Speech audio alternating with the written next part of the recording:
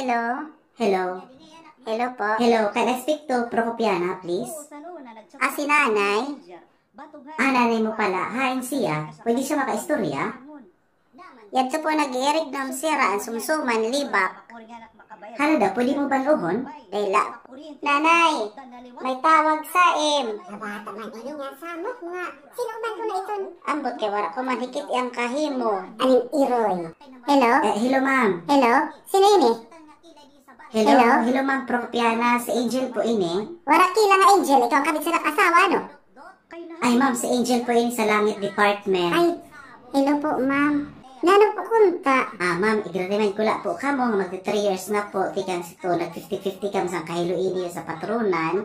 Bali, di ba mayo kam din sa promissory note, nga kinanglan niyo mag-comply sin mga requirements or mga certificate para ma-convert into points para po ma-extend ang iyo dithon pag-istar sa tuna. Nano daw la po kung mayaon na kam. Oo, ma'am. Bali ma'am, mayon na lang po kam ngayon 5 days na palugit para i-submit niyo sa link and iyo scan copy sa iyo certificate of participation sa Via Crucis, Mastercard ng certificate of completion sa Simbang Gabi para po ma-convert into points nga ma-extend ang iyo estada doon sa tuna. Ano daw lang, ma'am, kung pwede bisan Ay kulang. ma'am, pasensya na. Maupo nga diyan iyo saan. Maugod in iyo pinirmahan din sa iyo promissory no.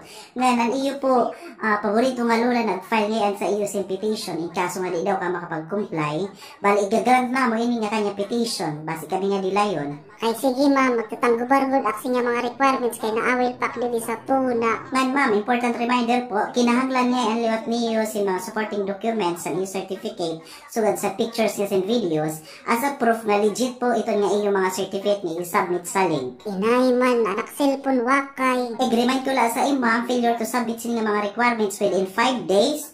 Bali, dead end na po kam doon. Ngan, mahihiluan kam sin pamurtahan sa iyo pamatoron. Tamang good.